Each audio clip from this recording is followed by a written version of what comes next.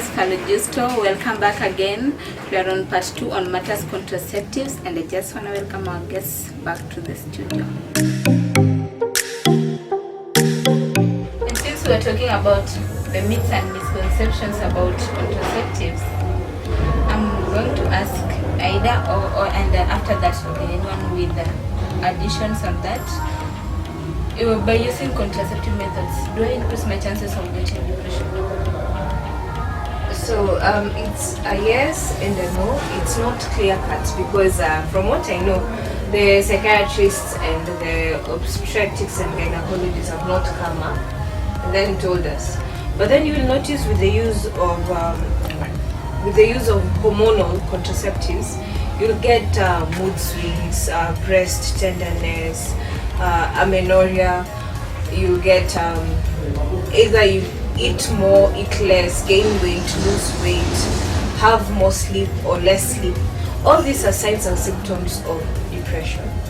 But then from the studies, the one that I've seen that is will predispose one to getting the depression is that is major depressive episode or disorder is the IUD.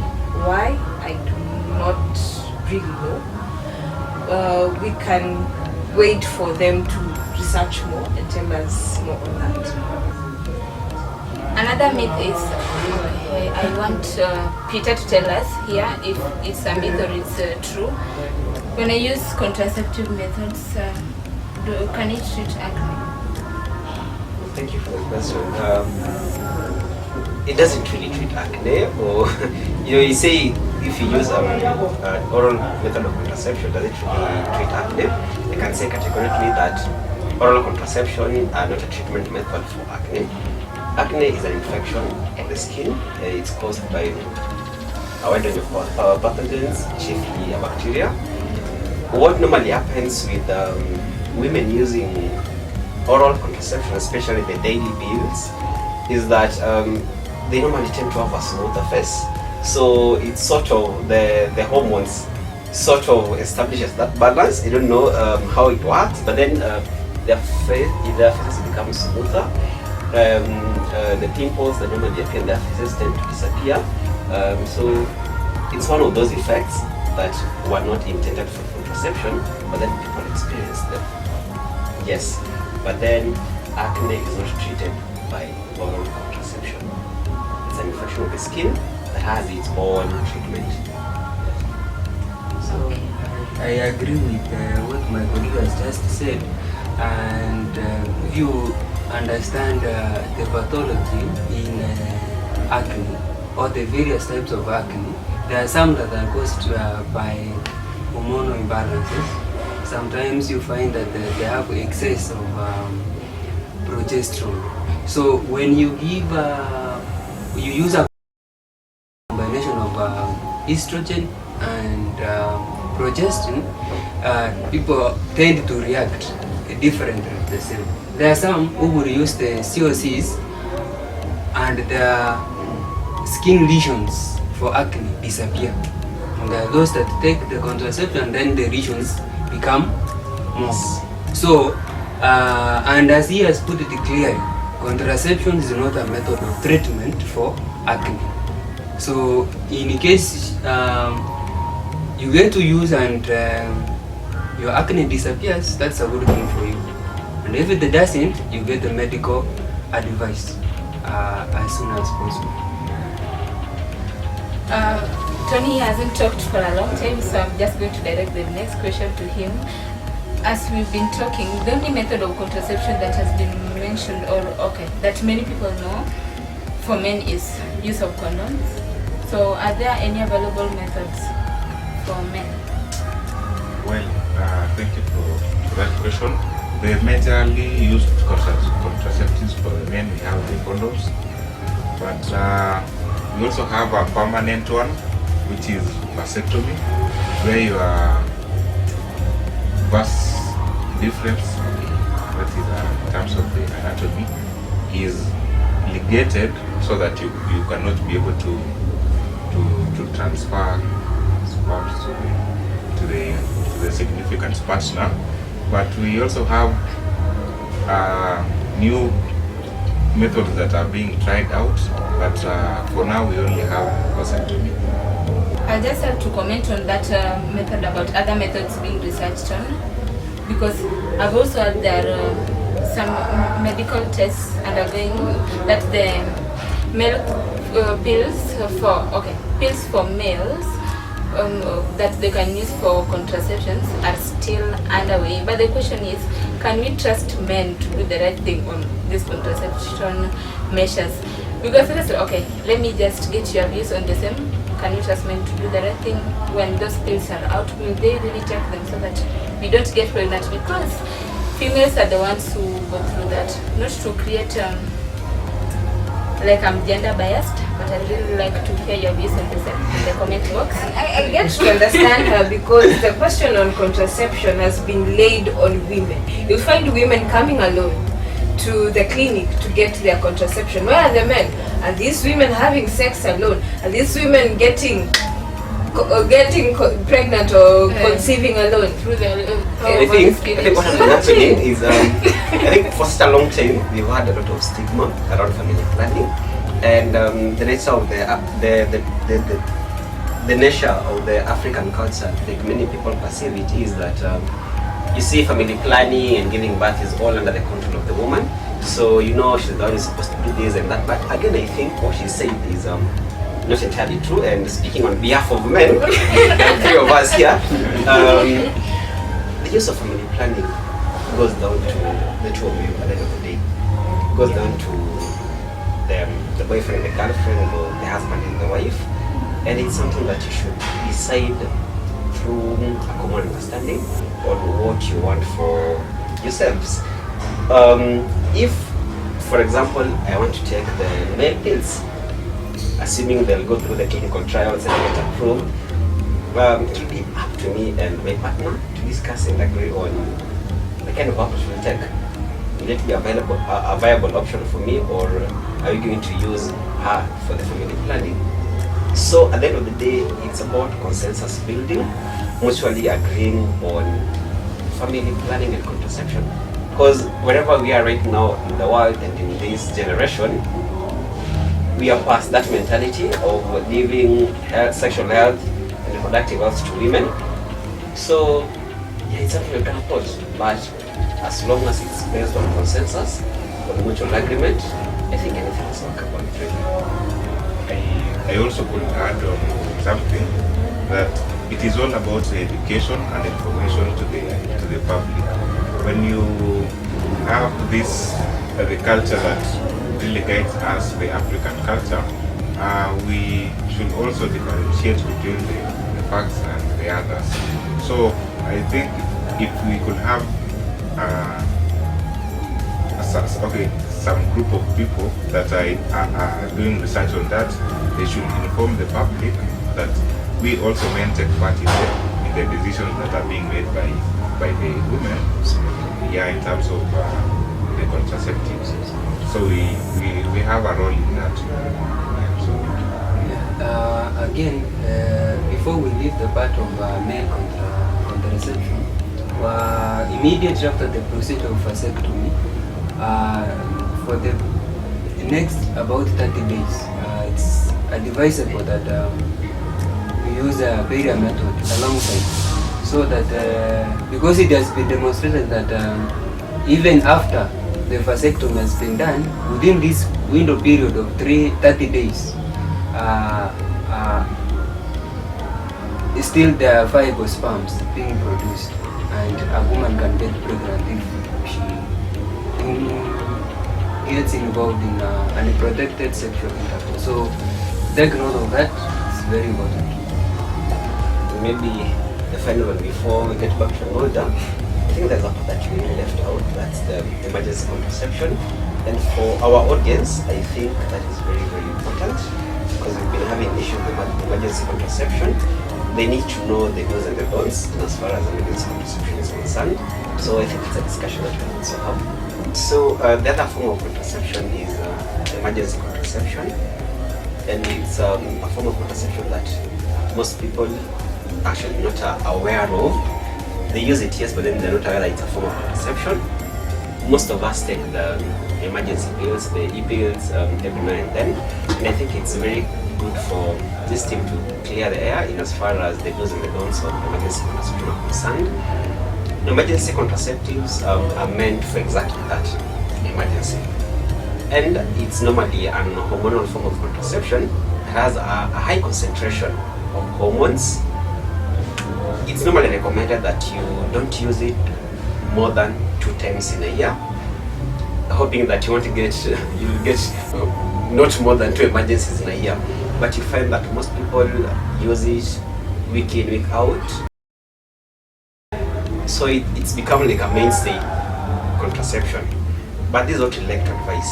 If you know you engage in unprotected sex with your partner or your sexual partner, and you love not using any other methods of contraception, I can advise you to go for long-term method of contraception. You can go for a 3-month injection, you can go for the implants, you can go for the IUD instead of using emergency contraception. But again, if you use your emergency contraception, you're supposed to use it within 72 hours after having that protected sex. You can have an alternative for emergency, and the alternative is normally IUD, specifically the copper IUD. So instead of using the emergency contraception every now and then, after having the unprotected sex, within 5 days of that act, you can use copper IUD and it will safely protect you from getting pregnant. And as well, it is important to note that the guidelines say you are supposed to use the emergency pill in a maximum of 2 times in a year. Otherwise, if you use more than that, it loses its efficacy, and you increase your chances of getting pregnant, especially when you need the e-pill most. So it's important to understand that. And the other very important thing is the more you use the e-pill, the more the chances of you getting side effects of excess hormone in your body. And together with that, emergency pills are only for emergencies. They were created to prevent one from getting pregnant in the cases of rape. So, you're sexually active, you are walking around, can I use this dangerously without any method of contraception? Surely. Are you having a responsible sex? A responsible relationship? Because there are condoms everywhere. Even the government has provided. There are the hormonal pills, there are implants. You can get them anywhere, everywhere, even in the government facilities. Do not be shy. Go get them. So for those of us who seem to be having emergencies every week, every month, you need to reconsider, find ways of preventing those emergencies that you have. We're going to take a short break, after which our discussion will continue.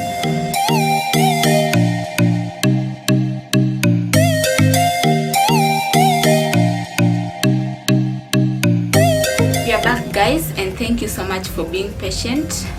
And okay, for people, slim people like me, if I want to admit, if I use this, if I use this, of course I'm slim. Okay, assuming I want to admit, can I just use those contraceptive methods and admit, like when I use them, am I doing it weekly? The very basic. If you're underweight, I'm assuming when you say slim, you mean someone who is underweight and needs to add weight. A medical term, someone is underweight. You just need to eat. So how do we get you to eat? We give you stuff that will boost your appetite. Not contraceptives. Contraceptives don't give you appetite to eat. Okay, I don't know what, but but contraceptives don't give you appetite to eat. I'm reframing the question. Can contraceptives make me admit? Okay, that question is very, very clear now. We appreciate that. So it is a common belief by most of us that contraception makes one get fat or add weight. But the idea is different people have different ways they react to contraception. So it has been demonstrated that some people, when they use combined oral contraception, they add weight. That is the majority, about 75%. And then the rest, about 15%, lose weight, and about 10%, 5 to 10%, there is no effect on weight. So I would say it depends on your physiological response to the hormone, and there is no objective way to determine whether person A will be able will add weight or lose weight. So it is a matter of try and okay. And now, what is the antidote for that? That's where you need, after you've received your method of contraception and then you realize that after 3 months you are adding weight, you need to go back to a primary health care provider to give you options of other methods that you can be able to use which are not going to affect your weight. Because you understand, with adding weight, overweight, obesity is also a major